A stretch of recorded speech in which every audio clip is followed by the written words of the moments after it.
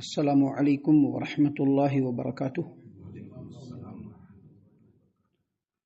اعوذ باللہ السمیع العلیم من الشیطان الرجیم من ہمزہ ونفخہ ونفثہ۔ بسم اللہ الرحمن الرحیم۔ قل ما اسألکم علیہ من اجر الا من شاء ان يتخذ الى ربہ سبیلا وتوکل علی الحی الذی لا يموت وسبح بحمدہ وکفا بہ بذنوب عبادہ خبیرا۔ محترم سامعین کرام، سورۃ الفرقان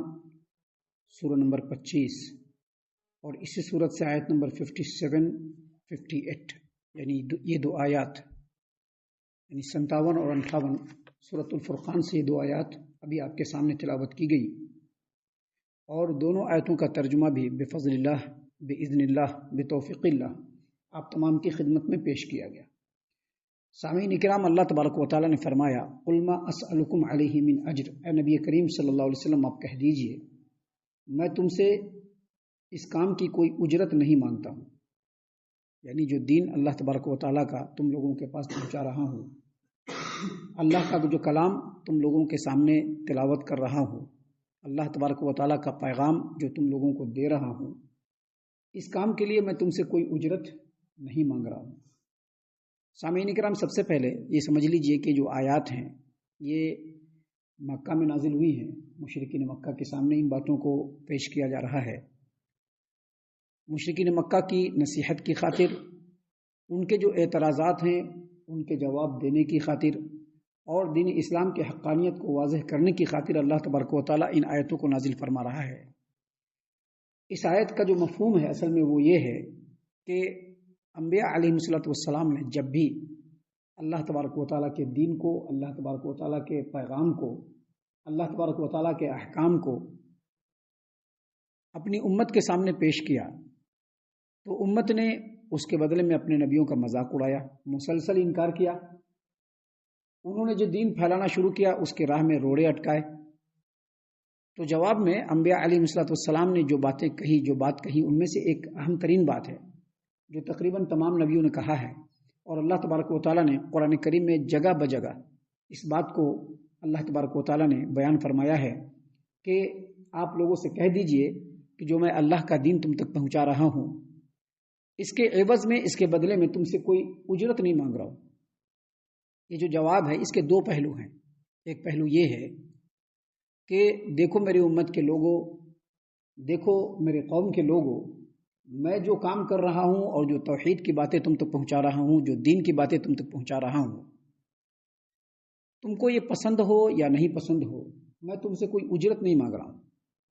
اور تم کہو گے کہ بند کر دو اس کام کو، تو میں بند کرنے والا بھی نہیں ہوں، کیونکہ میں تم سے کوئی اجرت نہیں لے رہا ہوں، لہذا میں اللہ کا کلام اور اللہ کا پیغام لوگوں تک پہنچاتا رہوں گا، چاہے تم کو پسند ہو یا نہیں ہو۔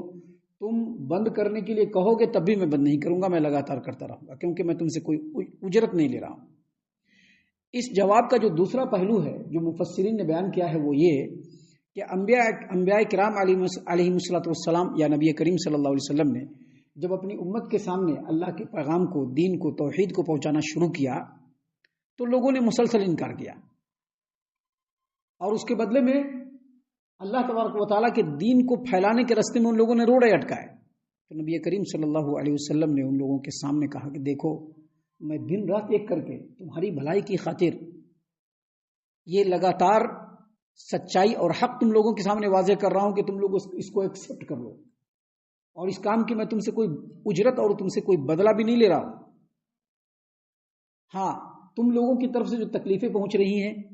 جو تم لوگ بدزبانیاں کر رہے ہو، میرے اوپر جو الزام تراشی کر رہے ہو، اس کی مصیبتیں اور تکلیفیں ضرور برداشت کر رہا ہوں۔ تم لوگوں کو ہونا یہ چاہیے تھا کہ ایک مرتبہ کم سے کم میری بات کو سن لیتے تاکہ کچھ فائدہ ہو جائے۔ کوئی اجرت تم سے نہیں لے رہا ہوں، لیکن اگر کوئی ایک آدمی بھی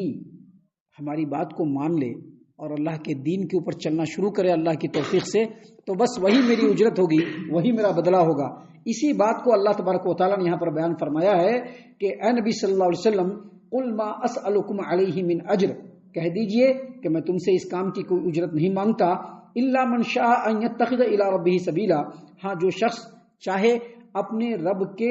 رستے کو اختیار کر لے جو سیدھا رستہ ہے، یہی میری اجرت ہوگی۔ میری اجرت یہ ہوگی جو میں لوگوں تک پہنچا رہا ہوں اس کو ایکسیپٹ کر لیں۔ اس سے یہ پتہ چلا کہ انبیاء علیہ السلام کی دعوت بالکل خالص، اور نبیوں کی دعوت کا جو اصل صلہ ہے وہ یہی ہے کہ نبیوں کی دعوت کو ایکسیپٹ کر کے اس کے مطابق زندگی گزارا جائے، یہی ان کا بدلہ ہوتا ہے۔ سامعین کرام، اس کے بعد اللہ تبارک و تعالیٰ نے اپنے نبی کریم محمد عربی صلی اللہ علیہ وسلم کو مخاطب کرتے ہوئے کہا وَتَوَكَّلْ عَلَى الْحَيِّ الَّذِي لَا يَمُوتُ، آپ اس اللہ حی پر بھروسہ کریں جو کبھی نہیں مرے گا۔ یہاں پر ہمارے نبی محمد عربی صلی اللہ علیہ وسلم کو کہا جا رہا ہے کہ آپ جو دعوت کا کام کر رہے ہیں، جو دین کو پھیلا رہے ہیں، اور یاد رکھیے تمام انبیاء علیہ السلام کے ساتھ یہی سنت اللہ تبارک و تعالیٰ کی رہی ہے۔ انبیاء علیہ السلام کے جانے کے بعد جتنے بھی لوگ اس روئے زمین پر آئے، جنہوں نے اللہ تبارک و تعالیٰ کے دین کو لوگوں تک پہنچانا شروع کیا، ان کو بڑی تکلیفیں، بڑی مشقتیں اٹھانا پڑی، جسمانی اعتبار سے بھی، لوگوں کے طنز و تشنیع کے سننے کے اعتبار سے بھی، لوگوں کی سازشوں کا شکار ہونے کے اعتبار سے بھی۔ جن لوگوں نے بھی دعوت کا کام کیا ان کو بہت ساری باتیں سننی پڑی ہیں۔ تو ایسی صورت میں اللہ تبارک و تعالیٰ نے اپنے نبی کو اگرچہ مخاطب کیا ہے، لیکن یہ بات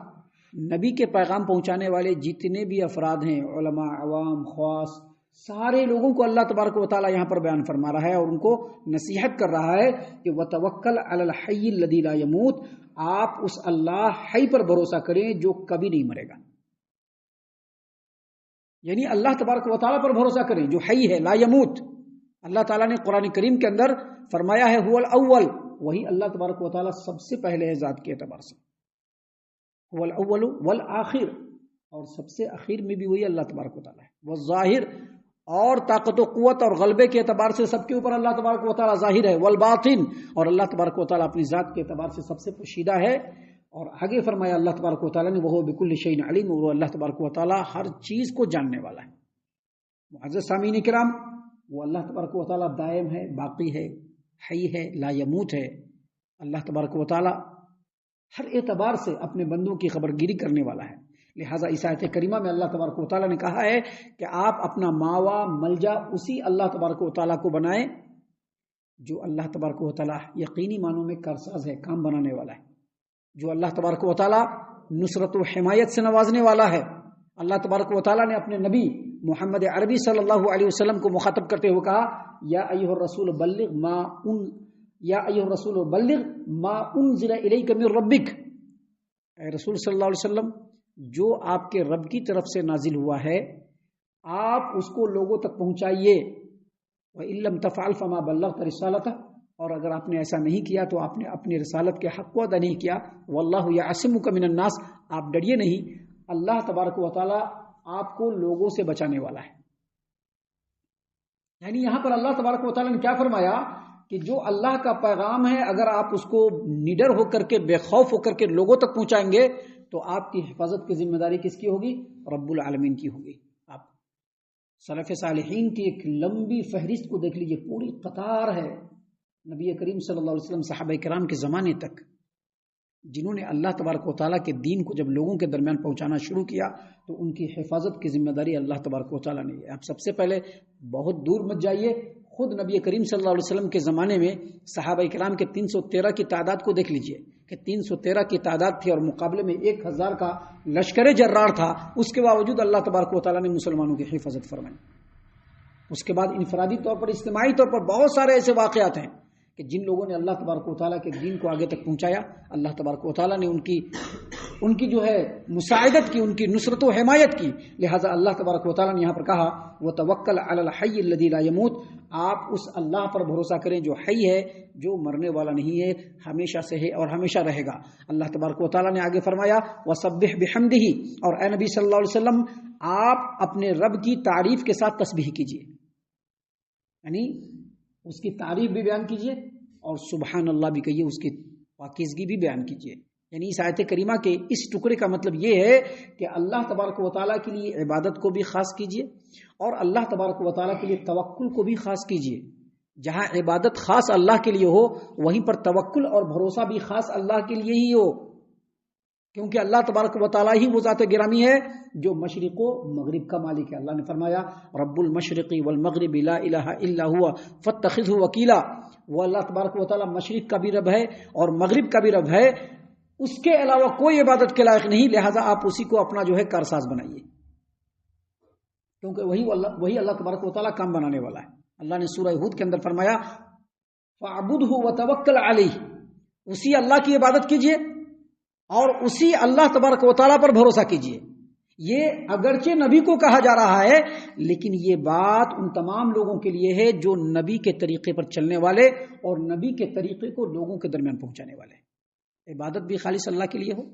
اور توکل اور بھروسہ بھی خالص اللہ تبارک و تعالیٰ کے لیے ہو۔ اللہ تبارک و تعالیٰ نے قرآن کریم سورۃ الملک میں فرمایا قل هو الرحمن آمنا به وعلیہ توکلنا، آپ کہیے کہ وہی وہ رحمان ہے، ہم اس کے اوپر ایمان لائے اور ہم نے اسی کے اوپر توکل اور بھروسہ کیا، کیونکہ ایمان والے توکل اور بھروسہ کس پر کرتے ہیں؟ اللہ تبارک و تعالیٰ پر، دوسروں پر ان کا کوئی توکل اور بھروسہ نہیں ہوتا ہے۔ سامعین کرام، اللہ تبارک و تعالیٰ نے مزید آگے فرمایا وَكَفَى بِهِ بِذُنُوبِ عِبَادِهِ خَبِيرًا، اور اللہ تبارک و تعالیٰ اپنے بندوں کے گناہوں کی خبر رکھنے کے لیے کافی ہے۔ یعنی اللہ تبارک و تعالیٰ کا جو علم ہے جس کا کوئی احاطہ نہیں ہے، اللہ تبارک و تعالیٰ کا جو علم ہے جو ہر چیز کے اوپر محیط ہے، اللہ تبارک و تعالیٰ کا یہ علم ہے کہ وہ اللہ تبارک و تعالیٰ بندوں کے تمام گناہوں کی خبر گیری رکھنے کے لیے بالکل کافی ہے۔ اللہ کو باقی کسی چیز کی، کسی سورس کی کوئی ضرورت نہیں ہے۔ سامعین کرام، یہ آیتیں ہیں جو اللہ تبارک و تعالیٰ نے اگرچہ مشرکین مکہ اور مکہ کے اندر نازل فرمایا ان کی نصیحت کے لیے، لیکن یہ آیت کریمہ قیامت تک کے آنے والے تمام انسانوں اور تمام مسلمانوں کی نصیحت کے لیے ہے۔ ہم اللہ سے دعا کرتے ہیں کہ اللہ تعالی ہم تمام کو ان تمام باتوں کے اوپر خوب غور و فکر اور تدبر کرنے کے ساتھ ساتھ ان باتوں پر عمل کرنے کی بھی توفیق عنایت فرمائے، آمین۔ اللہ تعالی ہم تمام کو صحیح معنوں میں پکا سچا مومن مسلمان بنائے، اللہ اور اس کے رسول صلی اللہ علیہ وسلم کی اطاعت و فرما برداری کرنے والا بنائے، صحابہ کرام رضی اللہ عنہم کے طریقے پر چلنے والا بنائے، جنت الفردوس میں جگہ عطا فرمائے۔ اے اللہ ہم تمام کو جہنم سے پناہ دے، اے رب العالمین ہم تمام کو جہنم سے پناہ دے، اے مالک الملک ہم تمام کو جہنم سے پناہ دے، آمین یا رب العالمین۔ وما علینا الا البلاغ المبین۔